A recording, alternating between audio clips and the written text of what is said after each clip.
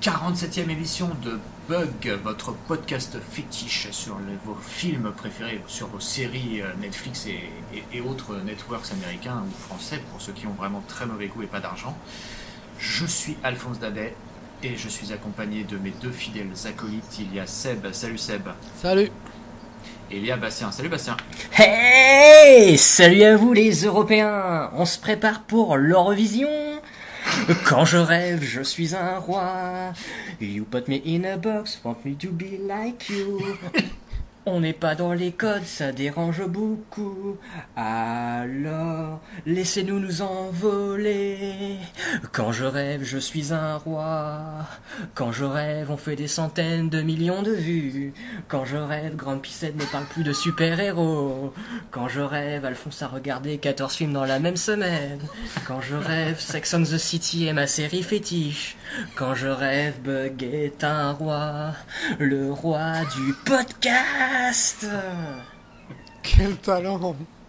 Merci à toi, Bilal. Bug, c'est aussi la différence. Putain, je suis ému aux larmes. La différence d'être oublié par tout le monde dans 2 mois. Rappelons que Bug est oublié immédiatement après l'écoute d'un numéro. C'est assez spectaculaire cet effet. On est un peu le flashouilleur de Men in Black. Le prestige. Eh bien, messieurs, encore une entrée en matière extrêmement efficace et j'ai envie de dire qui va rester dans les annales. Alors donc, Bilal, il aime ça, les annales. Oui, mais peut-être plus les nôtres que le sien. Donc aujourd'hui, nous allons parler de Glass, le dernier film en date de notre ami Night Shyamalan. Il fait froid soudain, parce que la glace c'est froid. Oui, on va en parler. Cette blague est à peu près aussi bien écrite que les derniers films de Shyamalan. Seb nous fera un petit défouloir, on peut dire ça comme ça. Ouais, on va parler de notre ami Luc Besson. Pour le plaisir.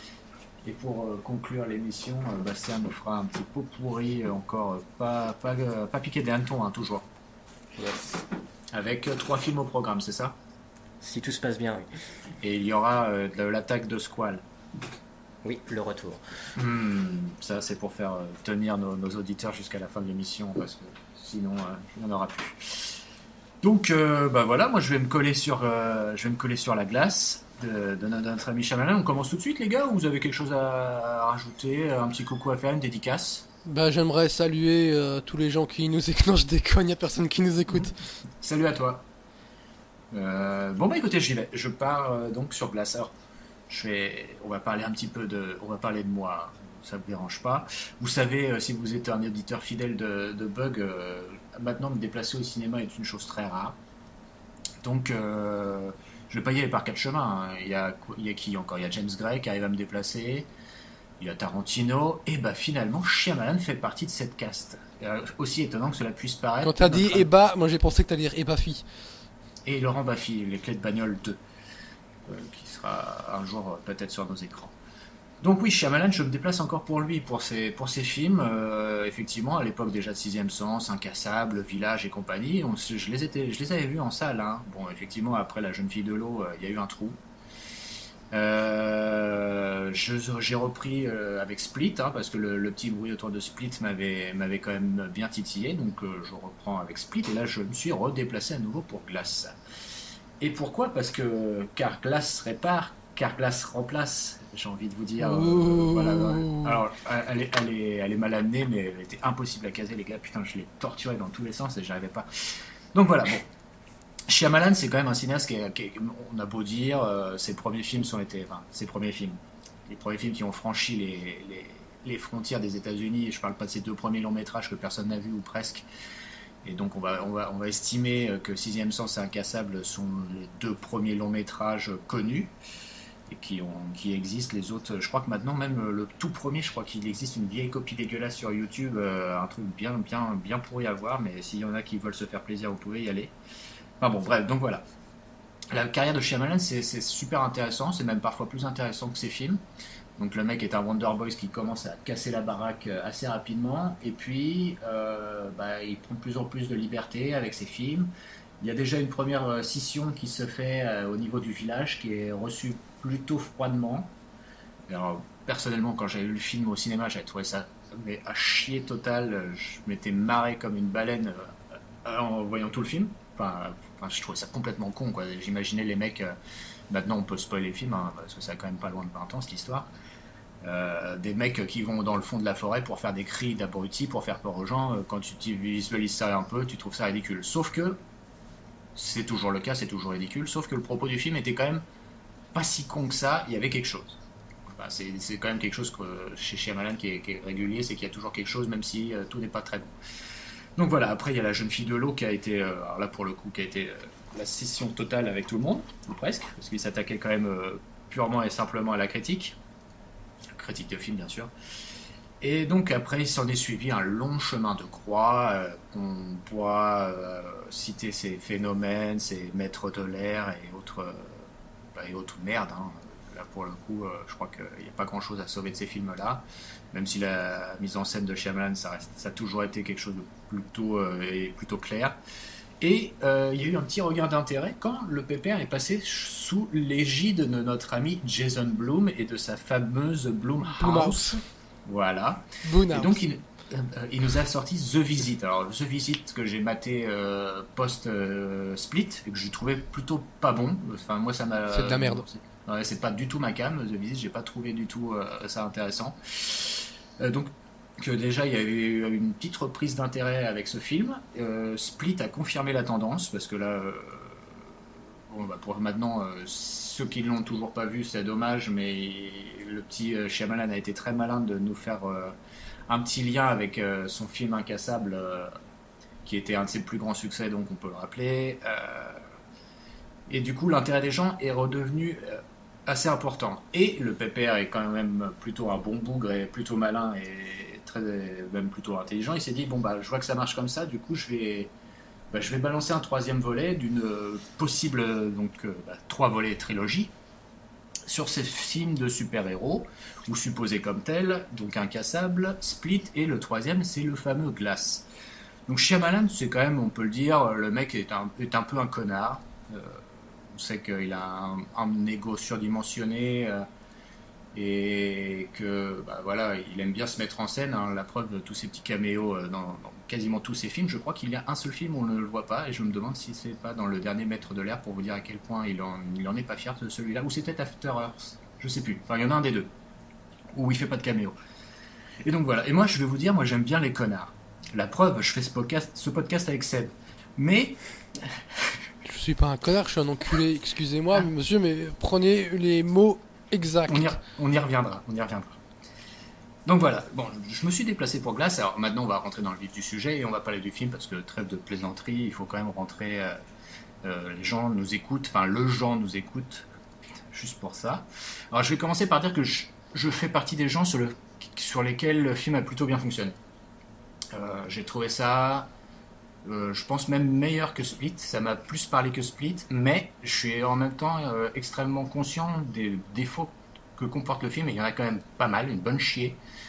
Je vais commencer par ces défauts, hein. Je pense que c'est probablement une des mises en scène les plus pauvres de Shyamalan. Il y a un truc qui revient régulièrement dans le film, c'est les faces caméra, des dialogues des personnages qui nous parlent comme si nous étions leur miroir. Mais c'est quelque chose du coup, on est d'accord que je vous ne spoilerai pas le film, mais c'est quelque chose qui trouve sa raison d'être à la fin, et qui du coup a un écho plutôt intelligent quand post-visionnage, quand tu réfléchis à tout ça. Je trouve que finalement cette idée de mise en scène, qui est quasiment une des seules de tout le film, parce que finalement c'est plutôt pauvre, fonctionne bien, et sur le coup on n'y fait pas plus attention que ça. Mais après, c'est quelque chose que Shyamalan a souvent fait dans ses films, c'est le regard caméra, c'est quelque chose, une figure qu'on a souvent chez lui. Donc voilà, c'est pas sa mise en scène la plus élaborée, la plus classe. C'est ni son script le mieux écrit, clairement, c'est un script assez paresseux. Il y a quelque chose qui me gêne un peu péniblement et terriblement, c'est notre ami Elijah Price, donc Samuel Jackson, qui est... il est dans un hôpital psychiatrique, et le mec est en fauteuil roulant, bien entendu, comme son personnage l'est quasiment tout le temps. Il se retrouve régulièrement dehors de sa chambre, et on n'a absolument aucune explication à ça. Alors forcément on va retrouver une explication, on n'a pas vraiment d'explication. mais ça va se justifier narrativement plus tard. Si le mec sort de sa chambre, c'est pas pour faire chier les infirmiers, on est d'accord. Mais voilà, c'est le genre de petit détail qui fait que le film est bizarrement écrit, un peu facile, mais ça passe parce qu'il y a toujours cette foi que je trouve assez impressionnante chez Shyamalan dans son récit. Il a une foi incroyable dans le récit, dans l'histoire, quelque chose qui va nous faire passer des émotions et des idées, et il faut un peu laisser la suspension de crédibilité s'exprimer. Du coup, ne pas buter sur ce genre de problème qui peut, s'ils sont vraiment trop importants, peuvent nous sortir du film. Et je sais que chez certaines personnes, c'est le cas. Si on se laisse entraîner, ça passe. Pour moi, ça passe. Bon, après, on a les autres problèmes récurrents qui sont des problèmes récurrents, j'ai envie de dire, c'est chez toutes les prods de Jason Blum. On a une photo qui est un peu comme chez Split, qui est très quelconque. On a un truc qui est vraiment... c'est pas... on est loin de l'élégance qu'il y avait à l'époque de Sixième Sens et d'Incassable. Mais le directeur photo de l'époque, c'était autre chose. Hein. Je me souviens bien, c'était Tak Fujimoto, qui était vraiment un super directeur de photo. Et là, on a un mec dont je ne me souviens plus le nom, mais qui clairement qui est pas de la même stature. Ensuite, on a pareil que sur Split aussi, c'est la musique qui est très quelconque. Et alors, il y a un aveu que je trouve assez parlant, c'est que quand on regarde le générique de fin, il y a énormément de morceaux de la BO d'Incassable qui sont repris, donc les morceaux composés par James Newton Howard qui ont été repris et inclus dans Glass. Et la nouvelle BO composée là, pour celui-ci, clairement c'est pas pareil, c'est pas le même level, hein. C'est pas un truc qui va vous rester en tête, alors que le thème d'Incassable était quand même assez beau. Et pour preuve, la scène finale d'Incassable, la musique de James Newton Howard joue un rôle extrêmement important sur l'émotion soulevée par le vous vous rappelez de la scène finale avec Samuel Jackson qui dit vous savez comment les enfants m'appelaient, ils m'appelaient comment ça c'était en français d'ailleurs, they call me Mr. Glass. Enfin voilà, avec la musique de James Newton Howard, on avait les frissons. Enfin moi j'avais les frissons. Et là on n'a pas cette chose là sur Glass. C'est la glace qui fait ça. Oui, je pense, oui, c'est bien dommage. Car Glass répare, car Glass remplace. Deuxième fois. Donc, non, parce qu'on est sponsorisé pour cette émission, les gars, je ne vous l'ai pas dit, mais j'ai une bagnole à faire réparer et si je pouvais profiter de l'émission, ça m'arrangerait bien.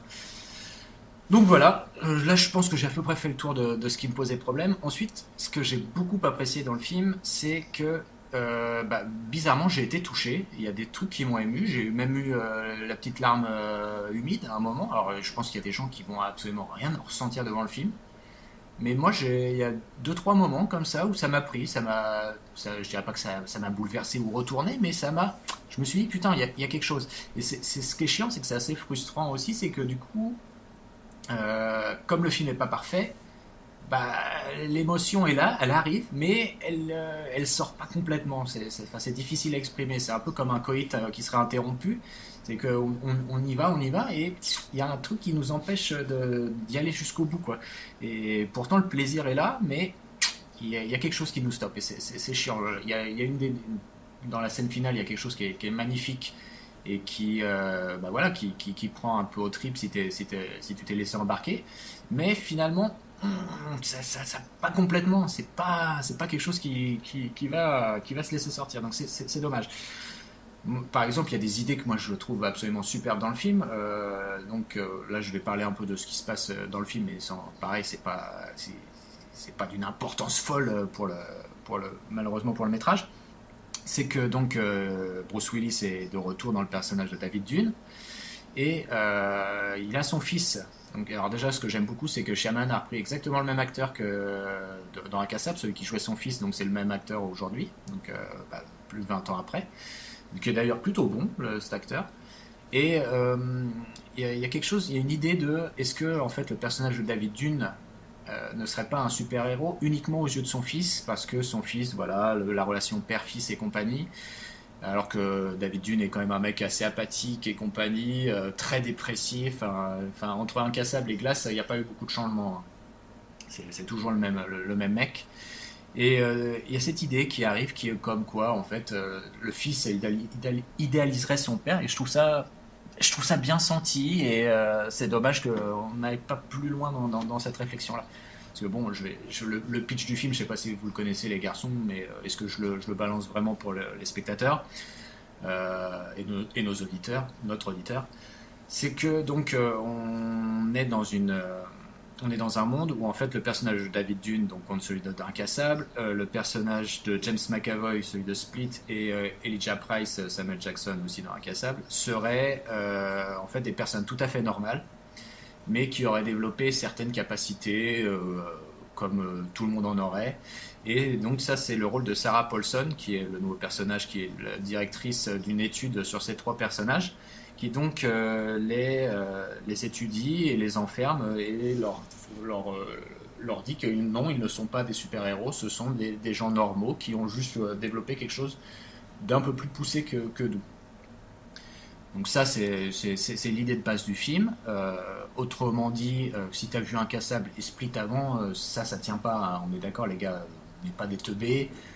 Les mecs c'est clairement des super-héros. C'est pas le kidam du coin qui a juste fait 3 fois de la muscu et qui grimpe au mur à poil qui est dans le film. Mais bon, bref, ça c'est pareil, c'est un peu le MacGuffin de Hitchcock. L'intérêt du film n'est pas là. Donc ensuite, le rythme du film est un peu bancal, mais il doit faire, je crois qu'il fait un peu plus de 2 heures avec le générique, et ça passe quand même plutôt pas mal. Le climax est très bon. Moi j'ai trouvé le climax très bon, même si les scènes d'action, parce que oui, il y a des scènes d'action, on voit que c'est pas le fort de Shyamalan. Alors si je me trompe pas, pour Incassable, il y avait juste une scène de baston à la fin, là sous la pluie.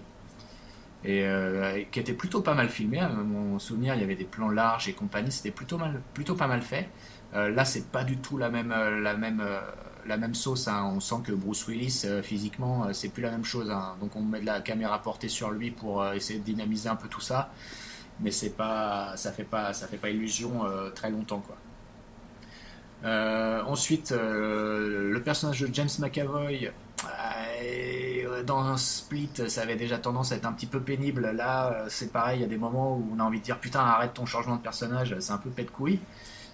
Dans une même séquence, il va changer je sais pas combien de fois de personnage, mais en plus, il le fait pas une fois, ça, il le fait 2-3 fois dans le film, donc c'est un peu redondant et ça n'apporte pas grand-chose malheureusement au film. Si ce n'est que la performance de James McAvoy est toujours aussi impressionnante. Donc voilà, en fait j'ai l'impression que je dis beaucoup de choses négatives sur le film, alors qu'au final je l'ai plutôt bien aimé, et que voilà. Donc après, je vais revenir à l'idée de Shyamalan sur le film de super-héros. Et là ça va être plus compliqué, parce que là il faut que je fasse attention et que je choisisse soigneusement mes mots, sinon je vais vous spoiler. Donc Shyamalan, il connaît quand même pas mal son sujet, il a quand même eu pas loin de 20 ans pour creuser son affaire, et que donc il a eu le temps de peaufiner son univers, ses choix, ce qu'il ne choisit pas. Et donc ce qui va se passer à la fin du métrage est extrêmement bien amené, parce que finalement tout est cohérent. Chaque acteur, même Bruce Willis, qui au final me faisait un peu peur, ça va, c'est pas honteux. Disons que son rôle, le rôle de David Dunn, est quand même un rôle tout en retenue et compagnie, et donc c'est pas... Enfin voilà, j'ai envie de dire, heureusement qu'il fallait pas faire quelque chose de plus compliqué que ça, parce que maintenant je suis pas sûr qu'il en soit capable, et qu'il en ait très envie surtout. Et ça nous mène à une conclusion qui est somme toute assez satisfaisante. J'espère de tout cœur que c'est vraiment une conclusion, qu'il n'y aura pas un autre chapitre ou je ne sais quoi qui arrivera derrière, parce que en l'état il n'y a pas besoin. Et voilà, moi je vous dis, le film m'a touché, le film m'a plu, c'est quand même un film plutôt adulte, on n'a pas de conneries de love story, de sidekick comique et compagnie. On a alors il faut que je vous dise aussi, le début m'a fait un peu peur, avec une sorte de critique des réseaux sociaux et compagnie d'aujourd'hui. On se demande ce que ça vient foutre là-dedans. Non mais c'est pas ça, mais alors, Bah, je peux vous faire le film, enfin je peux vous décrire la scène parce que c'est dans les 5 premières minutes, donc voilà. On voit des jeunes qui sont dans la rue et qui sont en train de se filmer, et il y en a un qui fait un coup de poing en sautant à un mec, et ils font ouais voilà c'est le coup de poing Superman ou je sais pas quoi, et après les mecs balancent la vidéo sur YouTube en disant ouais on va faire des millions de vues avec le coup de poing Superman et compagnie, donc vous comprenez Shyamalan, son discours sur les gens qui aimeraient être des super-héros mais qui n'en sont pas et compagnie, enfin voilà. Tout ça n'est pas très fin ni très subtil, mais j'ai envie de dire que David Dune va ramener tout ça à la raison. Et après, le film va vraiment démarrer, et il y a quelque chose sur la fin du film qui reviendra à ça, mais voilà, là je peux plus trop vous en dire. Voilà, ça m'avait fait peur, cette introduction avec ce discours un peu vieux connard, quoi. Mais bon, voilà, c'est. Est-ce que Shyamalan. Je pense que c'est un film très segmentant. Les réactions sont quand même extrêmement partagées. Alors, je sais que ça va faire hurler Seb et d'autres personnes parce que. Voilà. Moi, je trouve que le film de la filmographie de Shyamalan qui se rapproche le plus de Glass, c'est Le Village. Il y a quelque chose de jumeau presque, dans une sorte de. Dans les choses qu'on doit montrer, dans les choses qu'on doit cacher aux gens. Il y a un discours là-dessus, et je trouve ça... les deux films sont pas tout à fait miroirs, hein, même loin de là, mais au niveau des thématiques, il y a quelque chose. Et comme je vous l'ai dit tout à l'heure, a posteriori, Le Village était quand même un film plutôt intéressant, avec des choses vraiment fortes à dire, même s'il y avait des trucs complètement cons. Et là, Glass est un peu pareil. Il y a des choses vraiment très belles, des trucs un peu cons, mais je pense que c'est pareil, il faut être lucide. Shyamalan ne reviendra jamais à la qualité de ses films, de ses premiers films. Déjà parce que tant qu'il restera chez Blumhouse, il y aura quelque chose qui posera problème, et je pense que maintenant les studios sont plus assez foufou pour lui laisser le champ libre comme à l'époque, quoi. Donc voilà, je crois que je vous ai dit à peu près tout ce que j'avais à dire, les gars. Je sais pas si je vous ai donné envie ou pas. Ah si, il faut que je vous dise quelque chose. Mais alors ça c'est pour conclure la chronique en beauté, j'ai envie de dire, et pour éviter que Seb nous spoil le film comme il avait spoilé Split à l'époque. C'est que non, j'avais changé Bruce Willis par Nicolas Sarkozy en post-prod. Rappelez-vous, chers auditeurs, que dans la filmographie de Shyamalan, Bruce Willis, il n'a pas fait qu'Incassable. C'est tout ce que j'aurais à vous dire.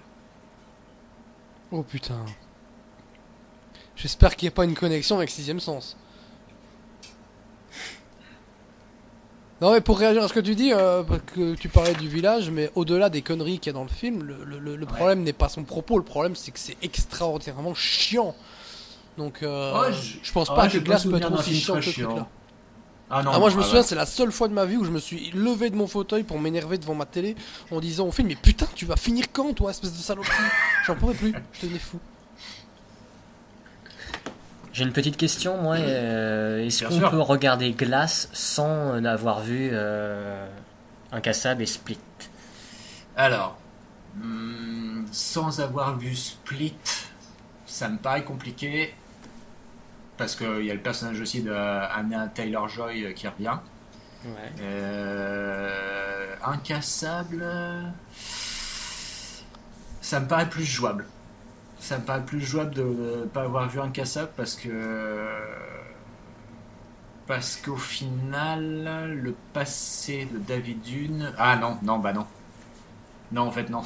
T'es obligé d'avoir vu Incassable aussi, et même... ouais, si, complètement. Non, c'est impossible de ne pas avoir vu les deux... Ouais, non. Parce que je connais quelqu'un, je crois, qui est tombé un peu là-dessus, et du coup, je me suis demandé à posteriori, est-ce que avait tout compris au truc, quoi. Après, Shyamalan n'est pas con.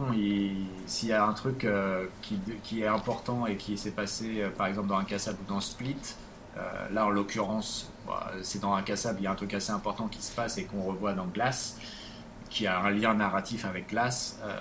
Shyamalan va remontrer la scène. Mais voilà. Donc je pense que tu peux, comme toujours tu peux, parce que c'est quand même dommage de se couper d'une partie du public, mais c'est quand même mieux, quoi, comme d'hab. Ok. Voilà. Voilà, messieurs. Je sais pas. J'espère que Bah, je sais, Seb, que Shyamalan t'a fait une croix dessus. Hein. Bah en fait j'en ai rien à foutre qu'il fasse une suite à Split mais qu'il fasse une suite à Incassable, non. Et c'est pour ça que j'espère que ce Glass est vraiment à la fin. Après j'ai pas vu le film mais de toute façon t'avais préféré Split à moi donc je m'en fous un peu du truc que je trouve pas spécialement dégueulasse mais que je trouve complètement inutile et tellement à 100 lieues de Incassable donc... Ah oui, donc clairement, là je suis d'accord avec toi aussi que Split et Incassable c'est pas pareil, c'est pas la même catégorie. Hein. Et d'ailleurs c'est marrant parce que maintenant que tu me le dis, effectivement quand j'étais sorti de Split j'avais été plutôt convaincu parce que c'était l'époque où j'attendais plus rien de Shyamalan. Là c'est différent, après Split on avait un peu plus d'attente donc là pour le coup qui ne me déçoit pas et que je trouve même plutôt bon. Voire très bon par moment, c'est que le film est quand même plutôt pas mal, vraiment. Et moi, ce que j'aime bien, c'est que le film divise. Et ça me paraît toujours plus intéressant qu'un film qui fait l'unanimité comme Split, où à l'époque, justement, tout le monde avait trouvé ça génial. Bah enfin, écoute, génial, Vise mais alors. tout le monde avait trouvé bon. Vise ouais. Mais divise. Vise. Ah, Vise. Comme oui. Ça, t'es content. Les révises. Bon, bah voilà, je pense que maintenant, on va pouvoir mettre un petit peu de haine dans ce podcast, hein, qui en manque cruellement, je crois. Ouais. Donc, Seb, c'est à toi. Bah vu que Besson aime bien se faire des petites actrices et j'ai essayé de me faire Besson, je suis encore énervé de la dernière émission où j'ai causé Doctor Who édition de merde alors. Bref, j'attaque par Lucy, son grand chef-d'œuvre intellectuel, parce que c'est de ça dont il s'agit au final, hein. Enfin, intellectualisme version Besson, autant dire que le mec a chié dans un crachoir et il s'est dit que c'était une idée de génie de faire n'importe quoi. Parce que le point de départ de son machin qui fait pleurer les fils de pute type Durandal, c'est la légende urbaine voulant que nous n'utilisions que 10% de notre cerveau. C'est faux, hein, mais il y a tellement de trisomiques consanguins qui peuplent cette planète d'enculés, c'est pas non plus étonnant que tout le monde y croit à mort. Et puis c'est surtout faux pour le commun des mortels, parce que quand on fait l'état des lieux du cinéma de Luc Besson, ça explique beaucoup de choses quant à sa manière d'écrire et sur le public parvenant à trouver ça bien, pire, un public qui en redemande. Il existait pourtant un moyen plus simple de faire exister le film, hein, un peu à l'image de n'importe quel film de super-héros, d'heroic fantasy, de science-fiction, etc. On appelle ça la suspension d'incrédulité. Alors certes, le résultat serait toujours le même, à savoir un truc de merde, mais les possibilités de moquerie auraient été beaucoup plus restreintes. À la place, Besson a préféré parler d'une chose qui le dépasse, le cerveau humain. Cette merde de Lucy, ça me fait penser à Limitless, le truc tout naze avec Bradley Cooper et Robert De Niro, mais encore plus con. Le point de vue de Besson sur la chose est assez affligeant. En clair, si on se trouve capable d'utiliser notre cerveau à son potentiel maximum, on devient des super-héros psychopathes. Mais reprenons les choses dans l'ordre, hein. D'abord, la drogue libérée dans le corps de Lucy l'a fait monter au plafond, mais genre littéralement, hein. Cette scène est d'ailleurs très très drôle. Ensuite, il faut voir Scarlett Johansson traverser un hôpital, un gun à la main, sans que personne ne remarque quoi que ce soit. Quand je vous disais que changer le postulat de départ ne rendrait pas le film moins con. Ou bien encore Scarlett qui, merci son cerveau super développé, change la longueur et la couleur de ses cheveux en public et personne ne remarque rien. Petite vénarde, t'es entouré de gens tellement cons, c'est formidable. Est-ce que je dois mentionner le moment où son corps commence à être en manque de drogue et elle commence à s'évaporer? J'hésitais entre être atterré ou être amusé. Dans le doute, j'ai fait les deux. En fait, Lucy aurait dû être Crank du duo Neveldine-Taylor. Un film profondément crétin, mais assumant sa crétinerie. De cette simple manière, ça aurait été très difficile de lui faire le moindre reproche. À la place, tout est fait avec le plus grand sérieux. Et tout y est profondément stupide. Mais genre niveau Nabila et autres grosses putes sorties de la télé-réalité. Mais rien à foutre, hein. Le mec il se prend super au sérieux, comme si Gros Luc, roi de la bifle, pensait avoir un message à délivrer. En somme, c'est un nanar de luxe. Il n'empêche, le message en question, certains l'ont reçu ayant vu un grand film, alors qu'il est tout juste bon à nous faire reconsidérer les 5e éléments qui finalement n'étaient pas si mal pour une grosse merde sortie tout droit du trou du cul d'un mec qui viendrait d'ingurgiter son propre vomi. Non mais sérieux quoi, quand Lucy est envoyée auprès de Choi Min-sik, un brillant acteur faisant un mauvais shot de carrière, ça arrive, hein, Besson s'en forçait d'user des stock shots montrant une souris sur le point d'être attrapée par un piège ou bien des gazelles scrutées par un guépard. On n'est même pas à la 5e minute du film que toute son imbécilité absolue nous saute à la gueule. Et à Besson, bien entendu, de continuer ainsi jusqu'à son final. Mais fort heureusement, les stock shots, eux, ça s'arrête au bout d'une grosse demi-heure. Et je pense que c'est donc ça l'effet que ça fait quand Besson t'amène dans son bureau pour te sortir sa bite et te la foutre sous le nez. Putain, fils de pute, quoi. Enfin, la meilleure scène de cette merde, c'est probablement lorsque Morgan Freeman donne une conférence sur, je vous le donne dans le mille, les fameux 10% et ce qui se passerait si on allait au-delà et qu'un type lui demande ce qui adviendrait si quelqu'un arrivait à utiliser 100% de ses capacités cérébrales. La réponse de Besson à travers la bouche de Freeman, I have no idea. Un bel aveu de la part du réalisateur. Mais crève-toi les yeux avec un crayon, gros connard, tu nous fais tous chier, l'enculé. Sac à merde. Ouais. Bon, succès oblige, hein, Besson planché sur une suite. C'était en 2014, depuis il s'est fait attraper pour être un gros porc, donc avec un peu de chance, on n'aura pas à se faire enculer et fister en même temps une deuxième fois. Mais si ça doit arriver, faut pas s'inquiéter, hein. Entre deux intros vues par la police, Gros Luc trouvera bien quelques heures pour chier sa nouvelle merde et sera même libre pour s'occuper d'un nouveau transporteur très rapidement. Mais il y aura des millions de connards finis à la piste qui iront le voir en plus. Bah oui, genre Durandal qui ira encore pleurer quoi. Dans sa caméra, c'est ça, pour ça que j'aime le cinéma. Mais putain, suicide-toi un bâtard, va. Non, mais ce qui est effrayant quand on se retrouve face au final de Lucie, c'est de se dire que le terrain de jeu et les possibilités sont beaucoup trop grandes pour la suite. Et que si Besson continue d'en faire un produit premier degré, se prenant un peu trop au sérieux, il ira droit dans le mur à nouveau. Mais bon, ça plaît à un certain public, hein. Scarlett est bonne, elle fait le job et ça permet à Cousin Timide de s'astiquer le manche, alors pourquoi pas. En attendant que la chanson de Pascal Obispo et ce film de merde, il fait vraiment pas bon s'appeler Lucie. Et vous savez quoi? J'en ai encore sous le pied. Ouais. Et je suis toujours pas calmé, alors quand j'ai un fils de pute dans ma ligne de mire, j'ai envie de le défoncer bien comme il faut. Surtout quand ton connard en chef te fait une merde stupide, prétentieuse et infantilisante. Là je parle de ces Arthur et les mini-moys. Un truc qui pompe les mini-pouces mais en version punk à chien violé par des clodos, un sort de beuverie. Encore un programme original quoi.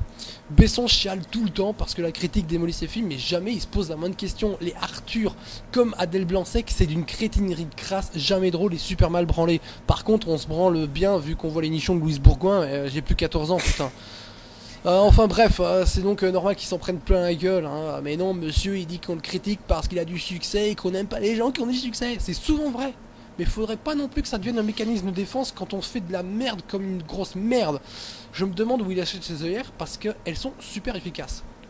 Bref, avec Arthur, Besson franchit un cap. Je veux dire, et je spoil rien en disant ça, à la fin du 3e, on découvre un tout jeune George Lucas qui trouve l'inspiration pour Star Wars à travers les événements des films de Besson. Les références, clin d'œil et autres, j'ai rien contre.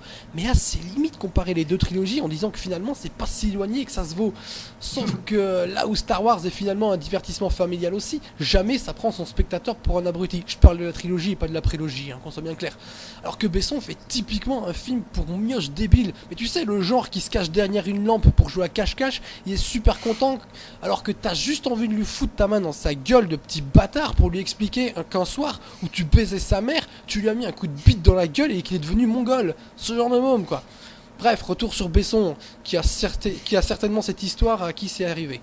Et il y a un temps où le mec il avait un peu de talent quand même, mais aujourd'hui c'est fini, il y a rien dans ses films, même pas en termes de mise en scène. Il y a pas un seul plan où on se dit qu'il gère le Gros Luc. Non, il y a plus rien quoi, ça se la pète à mort. J'ai déjà vu des films pour mioche qui n'étaient absolument pas faits pour être vus quand on a plus de 13 ans hein. Ce sont pas des films honteux, ce sont juste des films qui sont pas faits pour les plus âgés.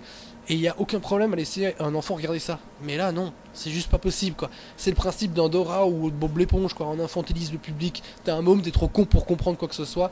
Donc je fais aucun effort et je fais ressortir ma connerie crasse. C'est vomitif comme film, c'est encore pire car super prétentieux. Besson est fier de sa trilogie là où même Brett Ratner n'en voudrait pas. Non mais allez, foutez ce mec en tôle quoi. Et si on pouvait mettre quelques accusations pour le mal qu'il a fait au cinéma, ce serait vraiment pas mal. Ça c'est clair. Complètement. Sac à merde. J'espère que... insulte, Bastien. Comment? Une petite insulte, Bastien, quand même. Non, moi je reste... Je reste propre. Je ne m'implique pas là-dedans. On peut avoir des problèmes après, donc... On va encore se faire censurer. Ouais, c'est clair, je pense. On t'aime, Luc. Non, on t'encule, Luc. T'es un fils de pute, va te faire enculer. En prison, ça va lui arriver. Sous les douches de la prison. Et en plus, avec ses formes, il se fera des copains. Ouais, j'ai été vite quand même. Ouais, finalement, Bastien, il a tout son temps pour faire son petit pot pourri. Hein. Parce que tu vas nous parler beaucoup d'amour. Ça, vous avez bien compris, parce que j'ai l'impression que j'ai vraiment été super vite, parce que j'avais un long texte, en fait. Je suis pas sûr, je mettrai au ralenti toutes les insultes. Non, mais si tu veux, je pense que tu peux le relire une deuxième fois. Pour être sûr qu'on ait vraiment notre quota d'insultes dans l'émission. Parce que le point de départ de son machin qui fait pleurer les fils de pute type Durandal. Qu'est-ce que j'avais d'autre de bien? Pauvre Durandal, il a pas mérité ça par rapport à Luc Besson. C'est un enfant de cœur. Ouais, bah non, enfin il mérite. Moi je pense qu'il mérite. Envoyez oui ou non par SMS si vous pensez que Durandal mérite. Il mérite. Bastien, ton petit pot pourri. Ouais. Tu peux y aller, c'est à toi. J'y vais. Alors, tout ce que t'as. Je commence direct par donc le fameux l'attaque du requin à 5 têtes. Et oui, Ah là là. je vous avais laissé sur un requin à 3 têtes et là on passe direct à 5 têtes puisque le requin à 4 têtes c'est un film qui n'existe pas. Encore que en fait on nous avait un petit peu menti dans toute cette histoire parce que rappelons que dans l'attaque du requin à 3 têtes il y avait un requin à 4 têtes et puis dans ce requin à 5 têtes le requin a 4 têtes au début du film. Mais au bout d'un moment, la queue du requin se transforme en tête. Donc il y a une 5e tête qui pousse et donc voilà, on a enfin le requin à 5 têtes. C'est de l'art. Donc vous avez vu le bestiau à 4 têtes à l'avant et une tête à l'arrière. Une belle bête pour l'aspect composition du truc. Physiquement, ça ressemble à Luc Besson, non? Alors on a un nouveau réalisateur à la barre. Puisque là c'est un certain Nico De Leon, ou Nico de Léon, je sais pas trop comment on dit. On y revient, Léon, on y revient. Je soupçonne Christophe Honoré de travailler sous pseudo peut-être. Après, la grosse déception de cet épisode, c'est le casting. Puisque là, je peux pas vous faire rêver, il n'y a aucune personne qui me parle. J'ai été checké, et ils ont rien fait, il n'y a pas de... Pas d'has-been, ils ont rien fait. La star du film, là, c'est vraiment le requin. Pour le coup, ils ont tout misé sur la bête. C'est dire l'ambition, quoi. Ouais.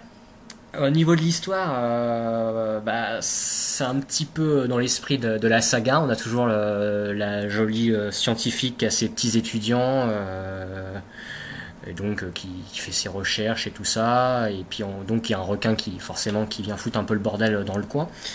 Et donc il y a un monsieur qui vient les voir en leur disant que il y a ce requin quand même qui a l'air étrange avec 5 têtes, quoi. C'est le truc qui arrive pas souvent, et donc il leur propose d'aller sur le terrain voir un peu ce qui s'y passe. Et après ça va être un petit peu le bordel puisque l'essentiel du film va être en fait des allers-retours entre le fait d'aller en mer pour aller choper le requin et revenir sur la terre ferme pour constater que l'un d'eux est mort et pleurer dans leur coin. Et en fait, ils se disent, bon, on va quand même y retourner.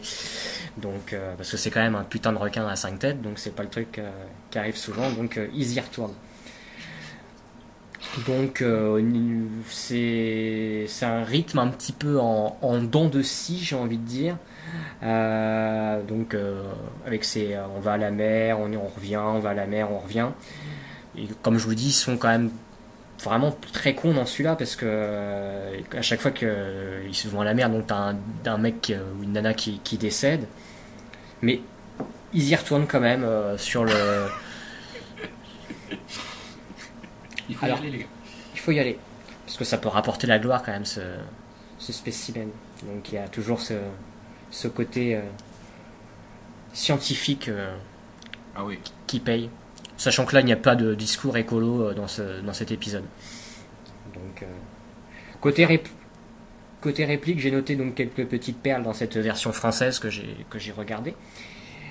Alors, il y a un moment, forcément, ils voient l'aileron du requin arriver sur eux pendant qu'ils sont sur le bateau. Et un des personnages fait, en s'interrogeant, c'est un requin, alors qu'il voit bien que c'est un aileron. Je me suis dit, c'est Jean-Marie Bigard qui a écrit le dialogue, c'est son sketch avec le restaurant qui est habillé en tennis ou je sais pas quoi là. C'est un peu le même style. Il y a un petit scud envers la saga concurrente à un moment, donc Sharknado, rappelons-le, qui était un petit peu l'autre saga du moment qui était face à eux, puisqu'à un moment il y a un personnage qui explique que le requin a bouffé les gens sur le bateau et le bateau quasiment en entier, et donc quand le type en face de lui le croit pas trop, ça peut pas trop être possible parce que déjà un requin ne peut pas arriver sur un bateau, et donc il dit ces mots et il volerait dans des tornades encore, ça pourrait l'expliquer, mais on a tous compris ce qu'il voulait dire. Ouais. Mais ici c'est un film beaucoup plus sérieux, et même que les opus précédents de cette propre saga là. Et c'est un petit peu dommage, parce que justement cet épisode-là il était un petit peu trop sérieux. Les autres requins à 2 et 3 têtes étaient un petit peu plus fun et décontractés. Bon, il y a encore quand même de la décontracte aussi, hein, parce qu'à un moment, donc, il y a une nana qui est sur le bord du bateau, et elle se fait bouffer donc, par le requin. Et à peine t'as ses amis qui réalisent le drame du truc en pleurant, qu'il y a un des personnages qui dit tout de suite après... Au moins, il a avalé le récepteur avec. Parce que oui, ils étaient essayés de choper mettre un petit récepteur sur le requin en même temps, donc le côté pratique en fait de cet avalement.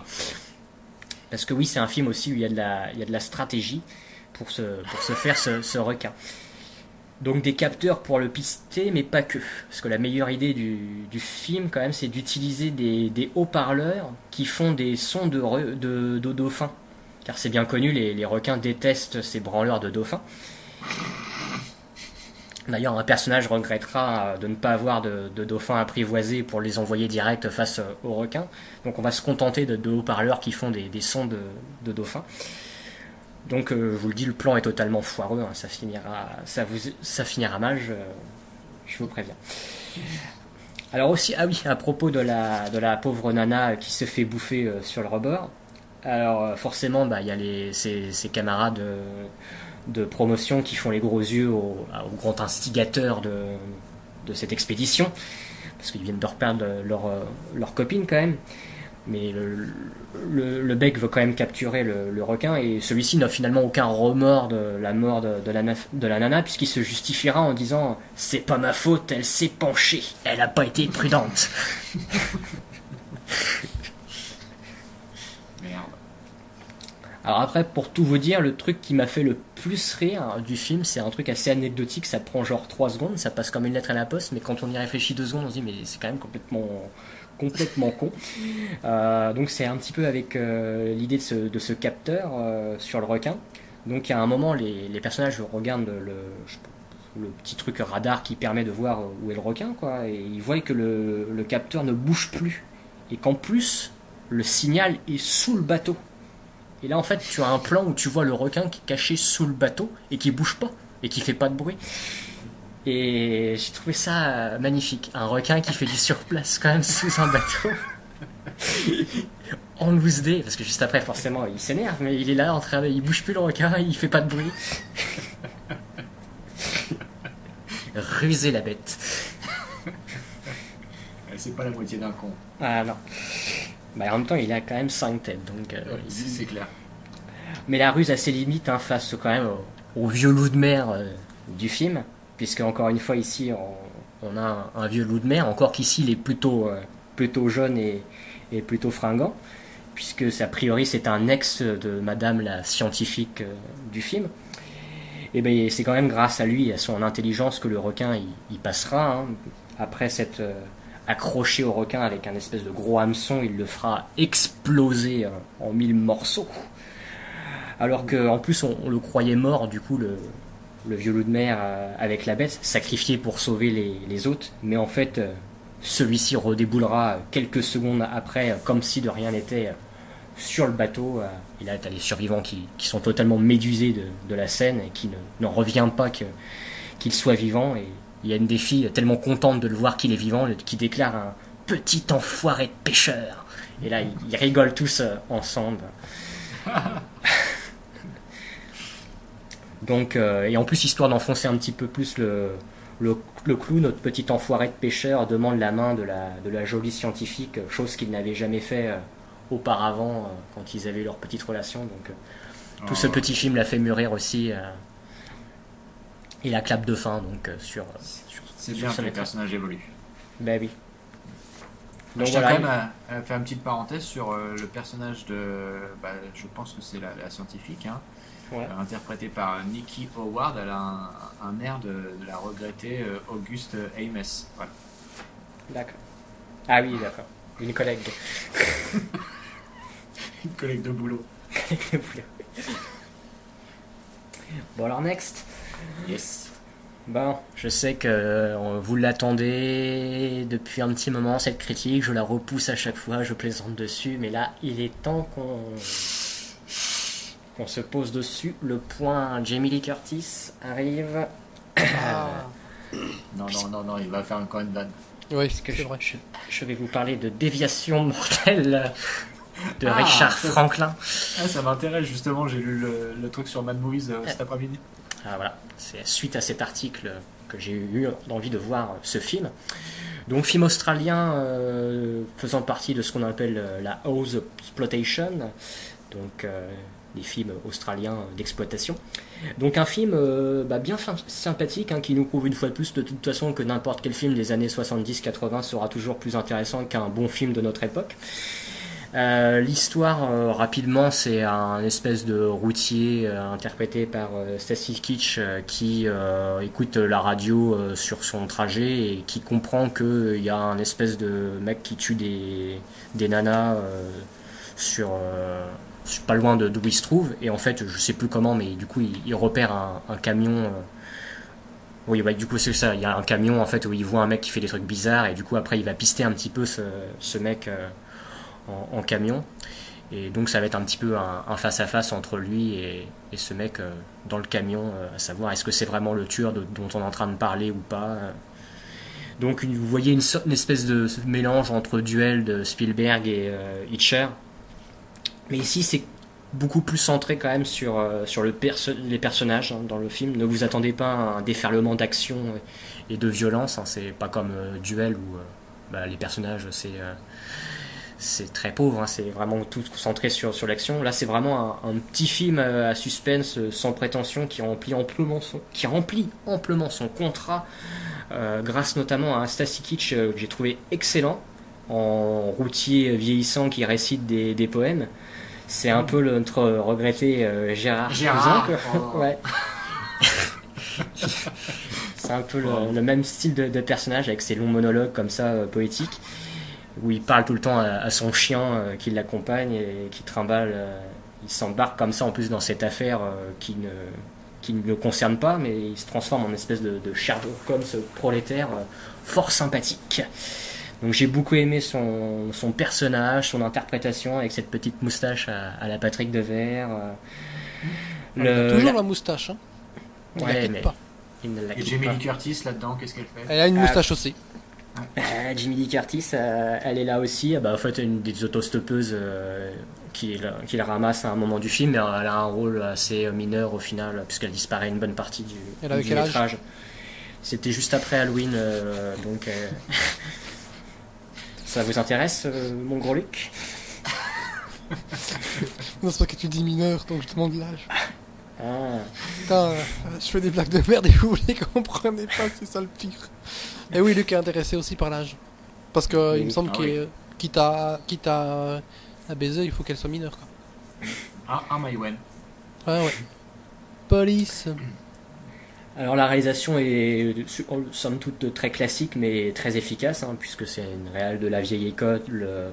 En plus c'est un élève d'Hitchcock, l'ami Il était Richard. professeur. Oui, je pensais qu'il était réalisateur. Spirituellement. Donc ça distille en plus pour le coup une petite atmosphère, comme c'est l'Australie, forcément c'est sur les déserts australiens, donc c'est pas pour nous déplaire, il y a du kangourou, il y a un côté... Il y a de l'aborigène. Il n'y a pas trop d'aborigènes. Mais du coup, c'est ce qui fait tout le sel du métrage et sa particularité. Ouais, exactement. On a un thème bien sympa aussi de Brian May. Rien à voir avec le Brian May. On y a cru pendant des années. C'était le même que Queen, mais pas du tout. Donc Jamie Lee Curtis, je vous dis. Donc le film a été en plus édité chez nous dans la collection de Jean-Baptiste Torret, Make My Day en... C'est des DVD ou des Blu-ray? Les deux, je crois. C'est un sacré tocard celui-là. Ouais. Je rigole, on adore Jean-Baptiste Torret.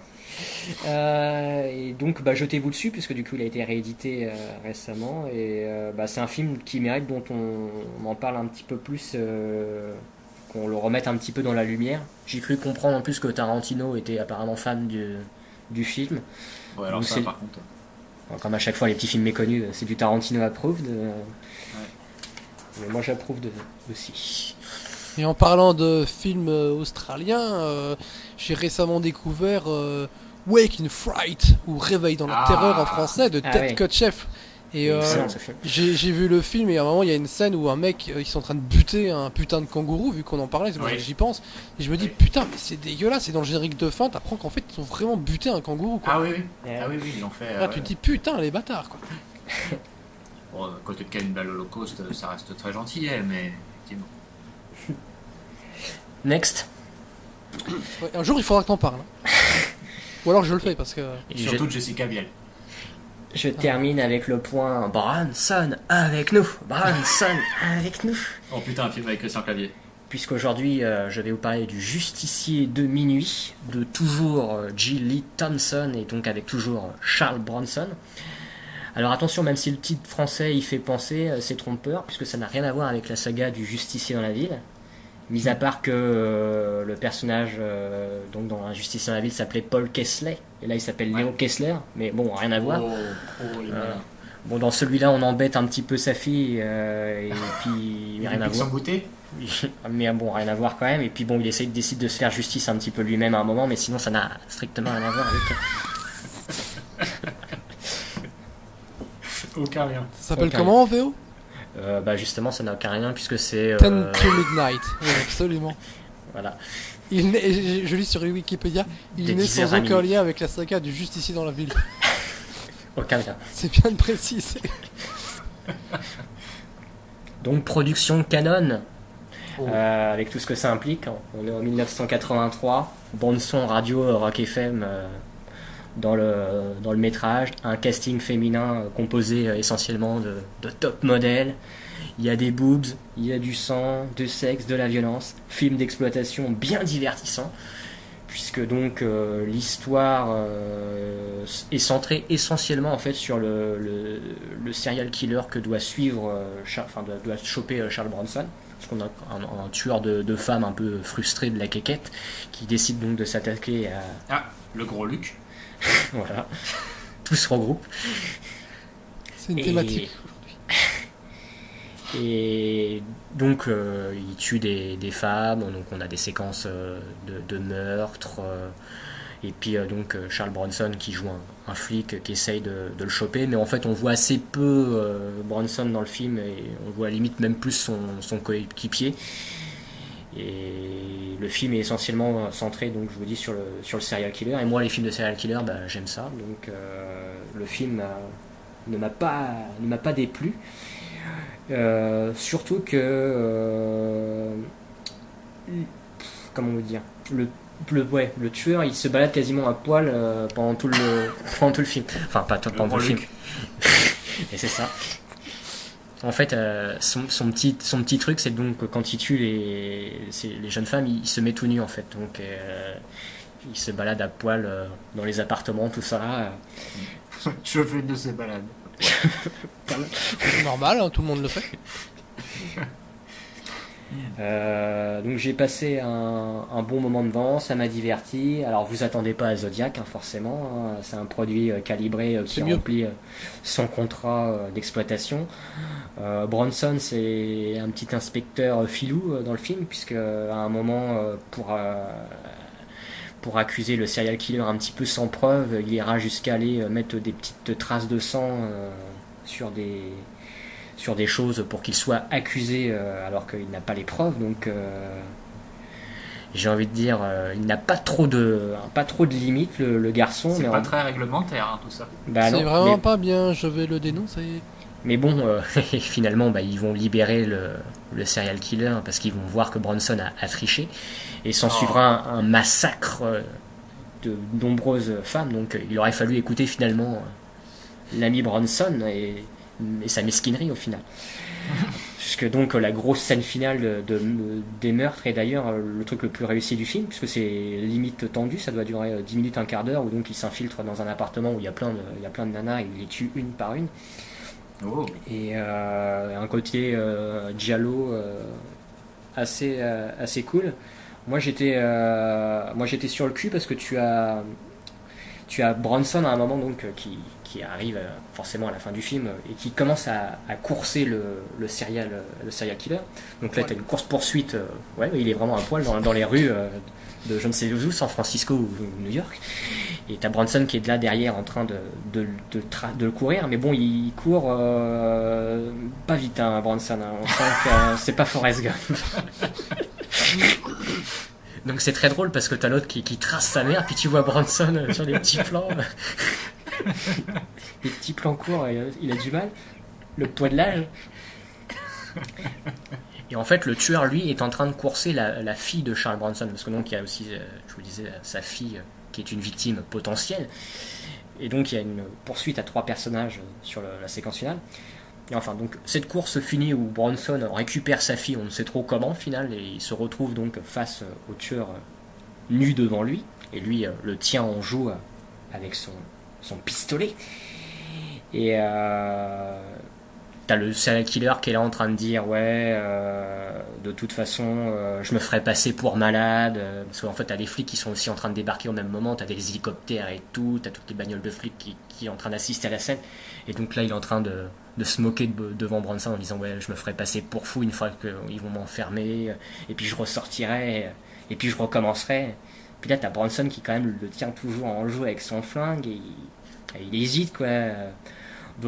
Puis t'as le tueur qui est toujours là en train de le narguer quoi. Puis t'as Bronson qui est là, il reste de marbre, mais ça le chauffe. Et là t'as le psycho-killer qui fait je reviendrai.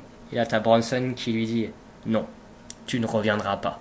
Et là boum, il lui tire une balle en pleine tête devant tout le panel de flics qui est autour. Et puis là générique de fin quoi. Alors, moi j'étais sur le cul quoi. Je me suis dit c'était Seven mais 12 ans avant l'heure. C'est chaud quand même de finir le film comme ça, même si tu es un peu préparé parce que tu connaissais un petit peu à quoi était réduit Bronson à cette époque-là. Mais aujourd'hui on ne pourrait plus faire ce genre de fin, je pense. Là, c'était très couillu quoi. Écoute, tu m'as bien donné envie, hein. Bravo. Bel effort. Et alors du coup j'en profite parce que j'étais en train de regarder la fiche IMDb du film en même temps et je découvre qu'il y a un nouveau truc sur IMDb qui s'appelle le guide parental où tu as sexe et nudité. Alors pour le film ils ont marqué grave, violence et sang grave, caractère profane grave, alcool, drogue, fumée moyen, effrayant, scène intense grave. Voilà. Waouh. Ça me rappelle je ne sais plus quelle revue dans les années 90 qui faisait un peu ce système là. C'est vrai. Bravo en tout cas, le justicier de minuit, bravo. Ouais. On a envie de le voir. Et j'imagine que la VF d'époque est aux petits oignons. Oui, effectivement. Alors, Jean-Baptiste Torret, qu'est-ce que t'attends pour nous le sortir en Blu-ray? Voilà. Bon écoutez messieurs, je crois qu'on a fait le tour de ce beau programme encore. Hein. Ouais, on va peut-être faire le petit programme SMS où nos 3 auditeurs peuvent choisir la meilleure insulte. Voilà. Au 4, 8, 15, 16, 23, 42. Vous envoyez un pour intellectualisme version Besson. Autant dire que le mec a chié dans un crachoir et il s'est dit que c'était une idée brillante de faire n'importe quoi. En 2, il y a tellement de trisomiques consanguins qui peuplent cette planète d'enculés. En 3, une grosse merde. Ouais, elle est jolie. Moi je vote 2. En 3, une grosse merde sortie tout droit du trou du cul d'un mec qui viendrait d'ingurgiter son propre vomi. En 4, mais crève-toi les yeux avec un crayon gros connard, tu nous fais tous chier là enculé.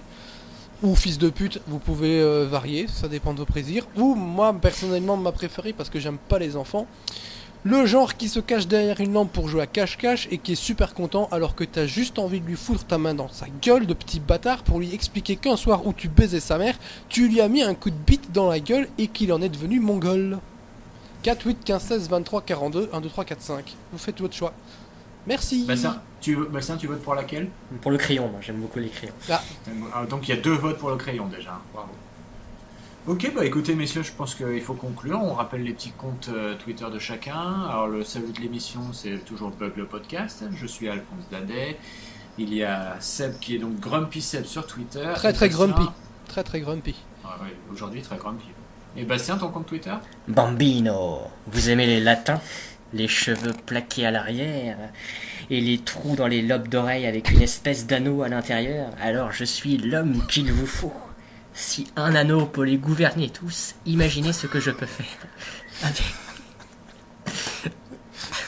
avec 2 anneaux. C'est Bambino. Bravo, en plus je vois c'est qui, il a vraiment une sale tête. Tes DM sont ouverts, hein, c'est ça? N'hésitez pas. Eh bien écoutez chers auditeurs, j'espère que vous avez bien rigolé avec nous et on se dit à très bientôt. Ciao ciao. Salut. Salut les fils de pute.